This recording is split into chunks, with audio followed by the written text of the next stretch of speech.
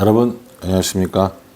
6월 19일 목요일 넘치는 우리의 매일 묵상 시작하도록 하겠습니다. 오늘 본 말씀은 역대상 19장 1절부터 20장 8절까지 말씀입니다. 다윗의 나라, 하나님이 세우신 이 다윗의 나라가 점점 승승장구하고 있는 모습을 보여주고 있습니다.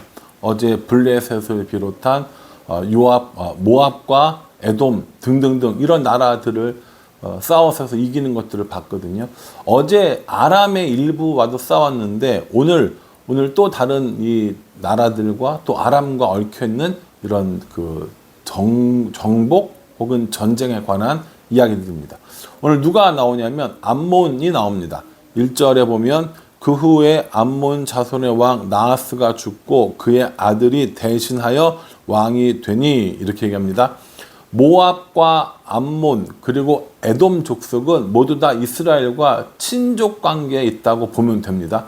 그럼에도 불구하고 계속 싸우는 거죠. 서로 땅을 차지하기도 하고 또 노략하기도 하고 아예 침략해서 정복하기도 하고 이런 일들이 계속해서 반복되어지는 것이 에돔과 모압과 암몬 이런 관계라고 보시면 됩니다. 암몬의 왕이 죽었어요. 그래서 다윗이 옛날에 내가 그 죽은 왕과 좀 친하게 지냈으니 조문을 보내야겠다라고 하면서 그 암몬의 조문을 보내려고 합니다. 그런데 그 조문을 받는 암몬의 사람들이 새로 올 왕이 된 아들 그리고 그 신하들이 다윗이 정말 조문 사절단을 보낸 게 아니다라고 이렇게 얘기를 하는 거죠. 그럼 뭐하러 보냈느냐? 나라를 정탐하고 결국에 우리나라를 침공하기 위해서 보내는 거다라고 이렇게 이야기를 하는 거예요. 그랬더니 이 아들 된 왕이 된 아들이 그 말이 맞는 것 같거든요. 그러니까 이 사신에게 굉장히 모욕적인 일들을 하게 되는 겁니다. 여기 보면 4절에 보면 한운이 이에 다윗의 신하들을 잡아 그들의 수염을 깎고 그 의복을 볼기 중간까지 자르고 돌려보내매 이렇게 얘기하면요. 수염을 깎았어요. 그리고 그 의복을 옷을 볼기 중간까지 엉덩이 중간까지 잘랐다라고 이야기하는 건 이건 차라리 죽이는 게 나은 것 같은 뭐랄까요 이런 모욕을 주는 일이라고 합니다. 그러니까 이 좋은 마음으로 조문을 갔는데 거기서 수염이 깎여지고 옷을 자르고 이런 수치와 모욕을 당하게 된 거예요. 그러니까 다윗에게로 돌아온 이 사신들은 성 밖에서 여리고에서 수염이 날 때까지 좀 있다가 와 라고 할 정도로 이건 너무너무 수치스러웠던 일인 겁니다. 다윗이 이 일로 화가 났겠어요 안 났겠어요? 당연히 났죠. 그래서 다윗이 이 암몬을 공격하려는 것을 알았어요. 이제 그제서야 암몬 사람들은 우리가 다윗에게 미운 짓을 했구나, 미운 털 박힐 만한 일을 했구나 라는 것을 깨닫게 됩니다. 근데 이제 자신의 힘으로는 이 암몬의 힘으로는 이길 수 없으니까 누구를 부르냐면 아람 사람들을 불러요. 아람 사람들을 돈을 주고 용병으로 고용을 합니다. 이 당시에 돈을 주고 전쟁을 하는 건 굉장히 이 고대 사회에 많이 있었고 또 그것을 통하여서 부를 축적하는 일들도 많았다고 합니다. 그러니까는 암몬이 아람 사람들에게 도움을 요청한 거예요. 돈을 줄 테니까 우리 다윗이 우리를 공격하면 좀 도와줘 라고 합니다. 그래서 이 아람과 암몬의 연합군과 다윗이 싸움을 하게 되는 거죠. 다윗은 누가 나가게 되냐면 요압이 나가게 되고요. 요압의 동생이었던 아비새가 함께 전쟁을 나가게 됩니다. 두 부부로 나눠서 서로 요압이 그리고 아비새가 이 양쪽에서 달려오는 적들을 맞게 되는 거죠. 그때 요압이 뭐라고 이야기하냐면 12절에 이르되 만일 아람 사람이 나보다 강하면 내가 나를 돕고 만일 암몬 족속이 너보다 강하면 내가 너를 도우리라 이렇게 나눠 쓰는 거예요.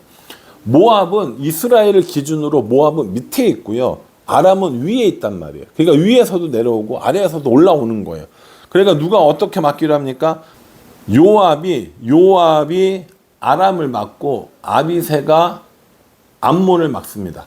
요압이 위에서 내려오는 아람을 맞고 아비새가 아래에서 올라오는 암몬을 맞는 거죠. 그런데 지금 암몬이 더 셀지, 아래에서 올라오는 암몬이 더 셀지, 위에서 내려오는 아람이 더 셀지 모르는 상태잖아요. 그러니까 아람이 더 세면 네가 날 도와주고, 암몬이 더 세면 네가 날 도와주고, 이렇게 서로 도와주기로 약속을 한 겁니다. 그러면서 뭐라고 얘기하냐면 13절에 너는 힘을 내라. 우리가 우리 백성과 우리 하나님의 성읍들을 위하여 힘을 내자. 여호와께서 선히 여기시는 대로 행하시기를 원하노라 하고, 이렇게 얘기합니다.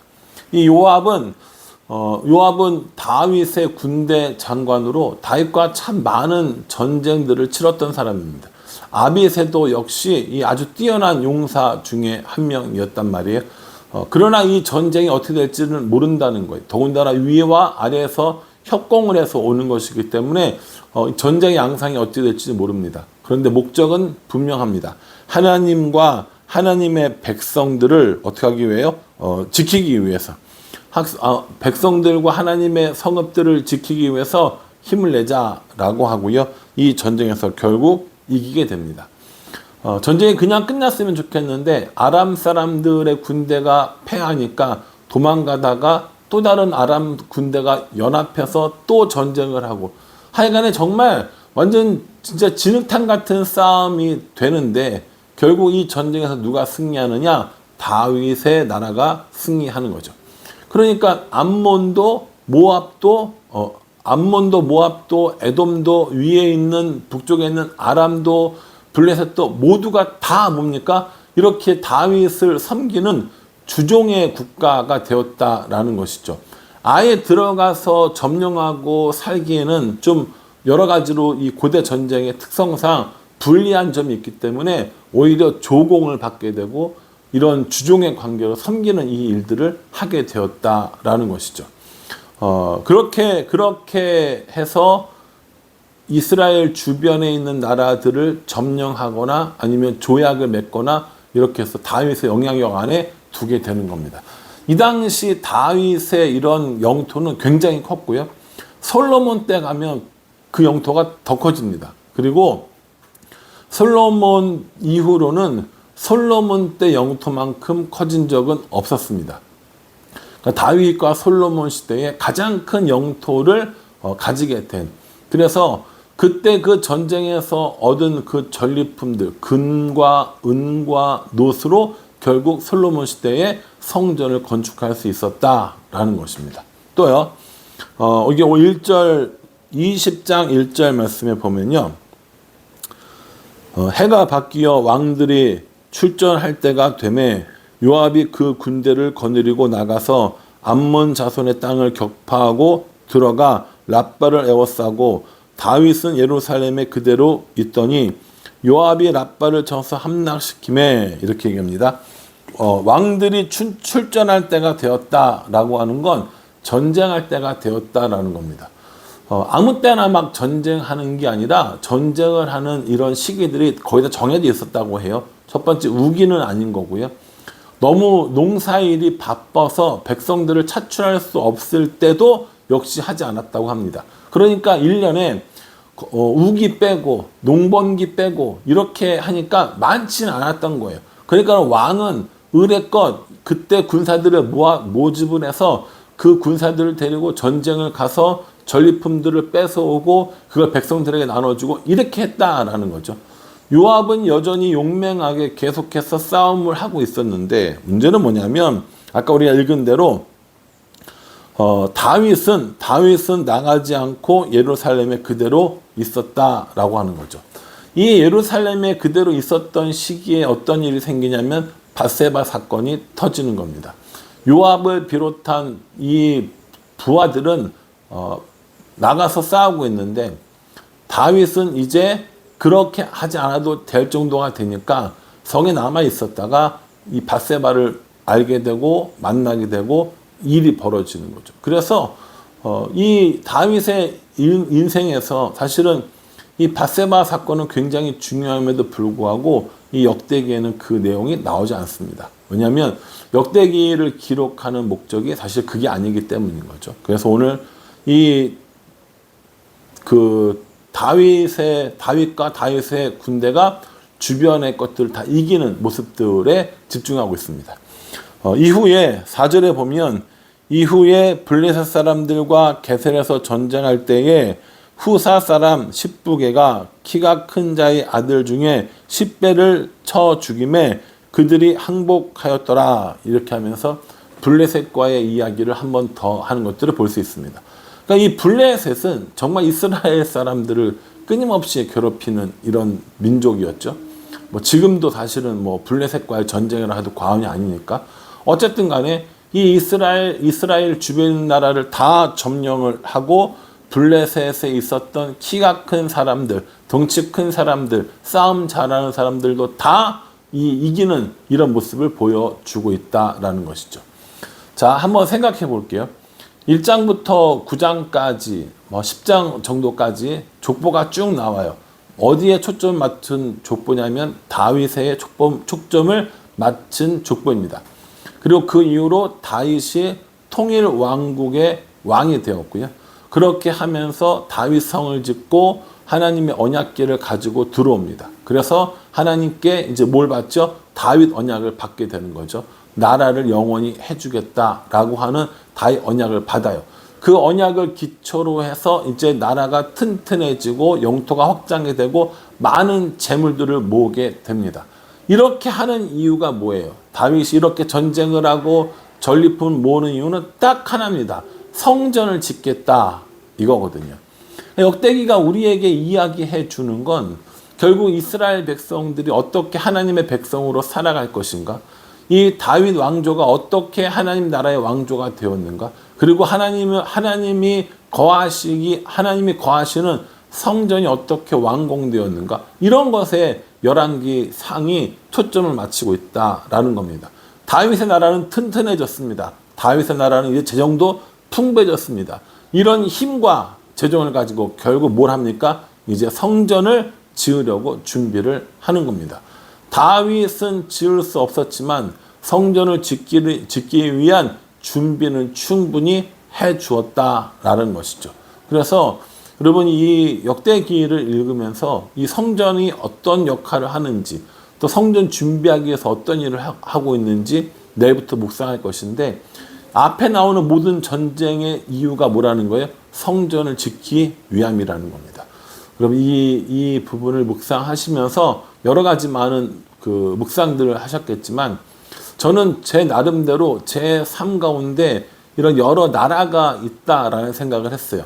암몬도 있고요, 또 아람도 있고요, 또 블레셋도 있고요, 모압도 있고. 우리가 이 정말 나라에 주변에 나를 괴롭히는 모든 나라들처럼 저에게도 그런 나라들이 존재한다라는 생각을 해봅니다. 티격티격 싸우고 침공당하고 침략당하고 이런 일들을 서로 하게 되거든요. 근데 다윗처럼 이렇게 강한 나라가 되면, 다윗처럼 이렇게 군사적으로 탄탄한 나라가 되면 못 덤비는 거예요. 오히려 조공을 바치고 또 이런 군신 간의 관계가 되는 이런 일들이 되거든요. 저도 자주 패하는 나라들이 있는 것 같습니다. 자주 실패하는 영역들이 있는 것 같습니다. 어떻게 그것들을 이기게 할까? 내가 강해지면 되는데, 나의 강함은 나의 노력으로 되는 것이 아니라 하나님께서 함께 하셔야 된다라는 사실을 다시 한번 묵상해 봅니다. 제가 참 하나님과 함께 해야 강해진다라는 이야기를 자주 하면서도 실제로 제 삶 가운데 그렇게 하지 못해서, 하나님과 함께 하지 못해서 더 낭망하고 연약해지는 경우도 저도 참 많이 있습니다. 그러니까 이 매일 묵상을 찍거나 영상을 찍을 때 항상 고민되는 게 뭐냐면, 저도 잘 못하거든요. 저도 잘 안 된단 말이에요. 어떤 본문을 가지고 이야기할 때는 그것이 저의 약점이에요. 그런데 그걸 나는 되게 잘하는 것처럼 여러분 그렇게 합시다 라고 얘기하는 게 저한테 너무 속상하고 사실 스트레스 받는 일이기도 하거든요. 여러분 우리 가운데 누구도 완벽하게 모든 걸 다 잘하는 사람 없을 겁니다. 저도 제 삶 가운데 암몬이 있고요, 아람이 있고 블레셋이 있습니다. 그런 것들을 이기기 위해서 나는 어떻게 할 것인가, 나는 어떻게 하나님의 도움을 구할 것인가를 생각해 보는 것. 그게 저의 할 일이 아닌가라는 생각을 해봅니다. 저는 진지하고 또 깊이 내 삶 가운데 나를 자꾸 괴롭히는 이런 영역들을 이길 수 있는 방법을 찾을 겁니다. 하나님과 어떻게 동행하는지, 하나님께서 그 영역에 어떻게 날 도우실 수 있는지 끊임없이 묻고 기도하면서 답을 얻으려고 합니다. 여러분들도 여러분들 삶 가운데 암몬, 모압, 블레셋, 아람 이런 나라들이 분명히 있을 거라는 거예요. 그 나라들을 이길 수 있는 방법, 하나님과 함께 동행하며 살아가는 겁니다.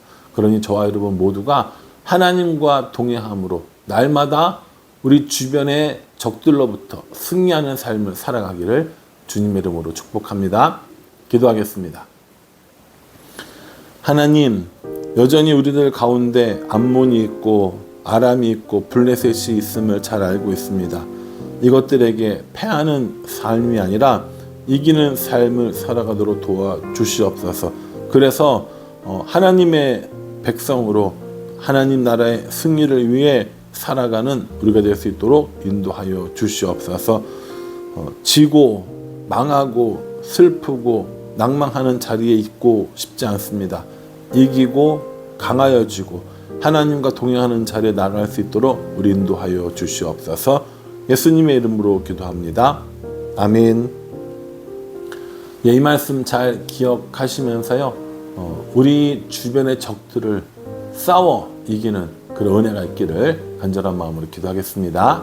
감사합니다.